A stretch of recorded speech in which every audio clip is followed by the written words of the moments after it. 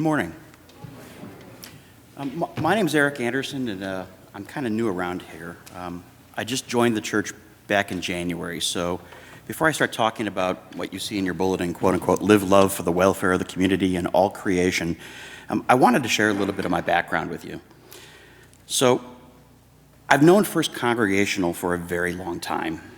Our relationship actually dates way back to when I first arrived in this community as the executive director of the Boys and Girls Club of Elgin, way back on March 20th of 2000. As I set out as the new executive director to find people who cared about those kids who need us most, I ended up finding people like Don Schmidt and Lois Bucher and Jan Embry. In 2006, I went to work for the national organization Boys and Girls Clubs of America and worked with hundreds of Boys and Girls Clubs throughout the Midwest region on how to do better fundraising and support the mission and support the kids that they were trying to serve in their communities. And then again in 2011, I left the national office and I opened my own one-person consulting practice focused on continuing my passion for philanthropy and expanding into organizational development services. But enough about me. I want to talk a little bit about philanthropy today and our church and our civic communities.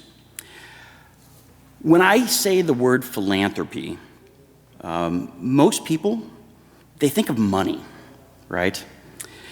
And while charitable giving is part of philanthropy, the reality is that philanthropy, and to use a church word here, stewardship, is about so much more.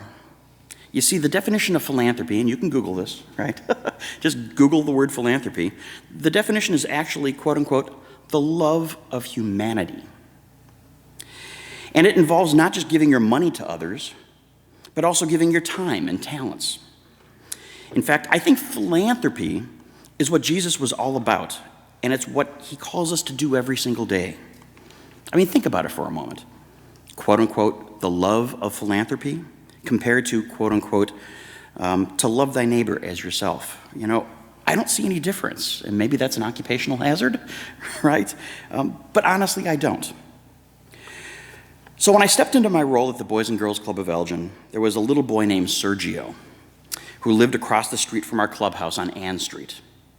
Sergio was adorable, right? He was a young 6-year-old full of energy, and he was fragile, which is why he always masked that fragility by being the perpetual class clown, right? It wasn't uncommon for me to come into the club and Sergio was in timeout yet again, and yet he was joyously in timeout, right? He struggled in school, but his daily participation in homework assistance and high-yield educational programs at the club kept him on that wobbly yet straight path towards success and thankfully towards graduation.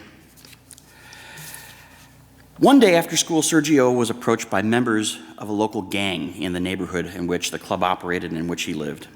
They asked him to join their gang, to be a drug lookout, because gangs recruit young kids to be lookouts and to be the people who handle money, hold money, and to mule drugs because our legal system doesn't send young people to jail, right, like they do adults. In return, they had promised not to hurt him or his family. That's a threat, right? Hopefully, it doesn't surprise anybody in this, in this room that he ran directly to his Boys and Girls Club.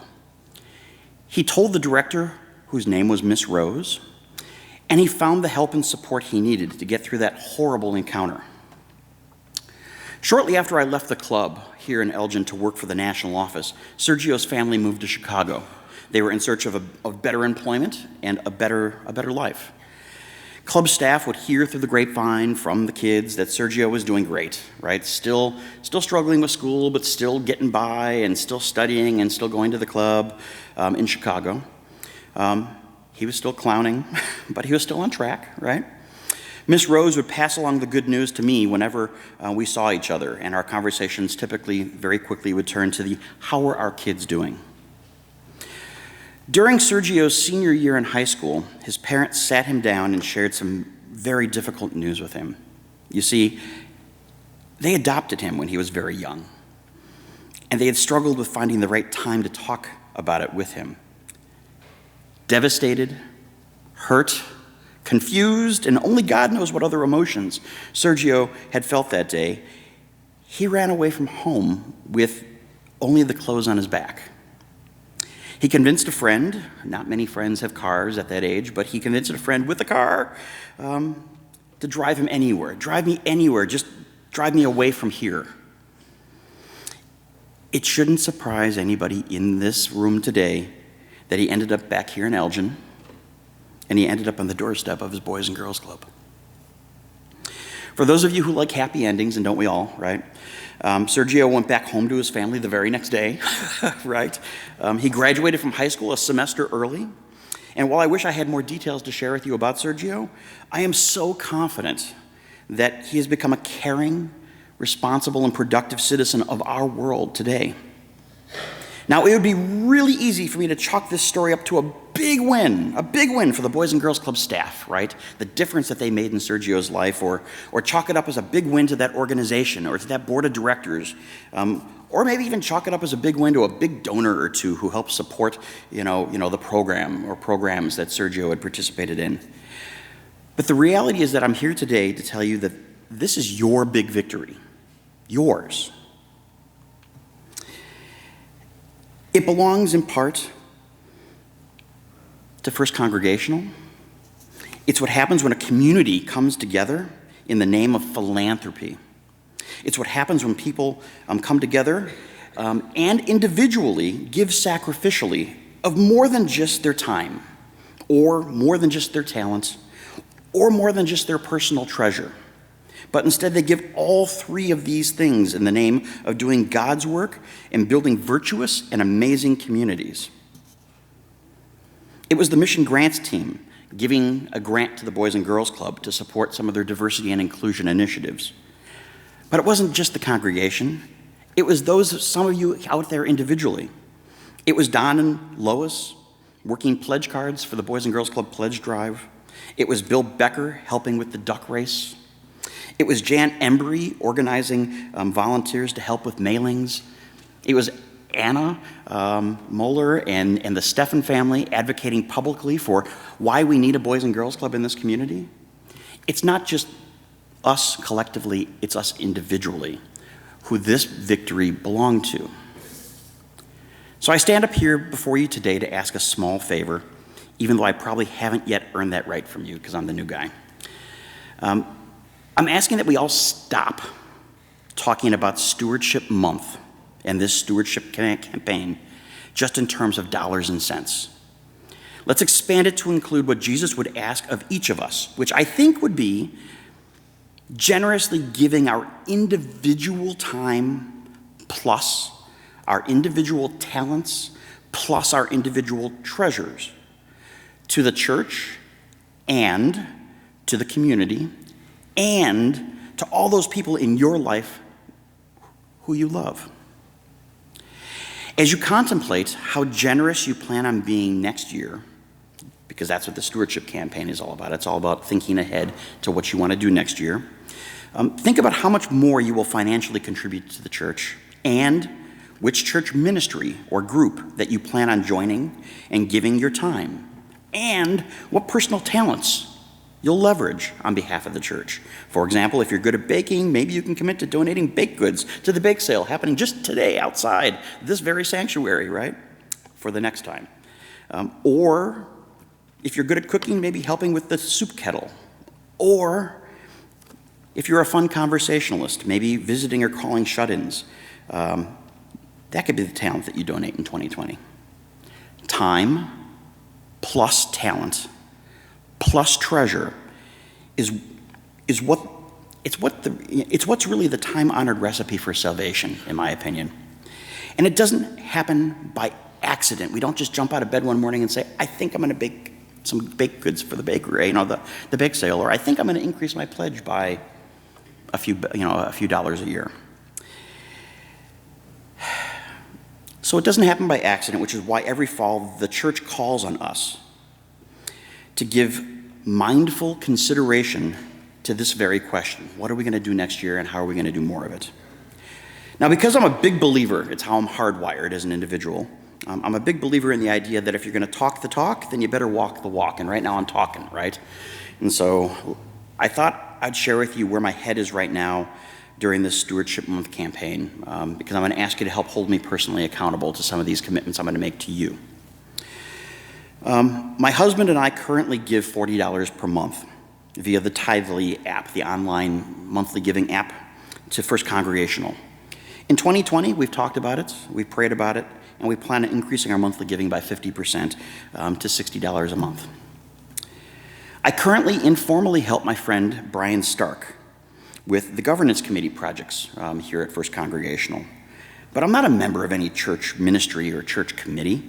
In 2020, I'm committing myself on officially joining one of the church ministries, if they'll have me, and I'm giving more time to the church. I'm going to invest more time here. In 2019, this year, I served as a commissioner for the City of Elgin's Sustainability Commission. In 2020, I'm committing to volunteer and to do more with the Commission's Elgin Earth Month Planning Committee and to its solar work group. And as my husband and I look through all of our nonprofit organizations that we support at the end of the year as part of that tax process, right, I am resolved to choosing one of those charities and increasing my level of annual giving to them. Those 4 things are what I'm going to commit to you as I think through during the Stewardship Month campaign about how I'm going to do more. So why make these commitments? Why make these sacrifices, you might be wondering? Because it brings happiness and joy into my life. It makes me feel fulfilled to help other people and be part of a larger community that strives to be better.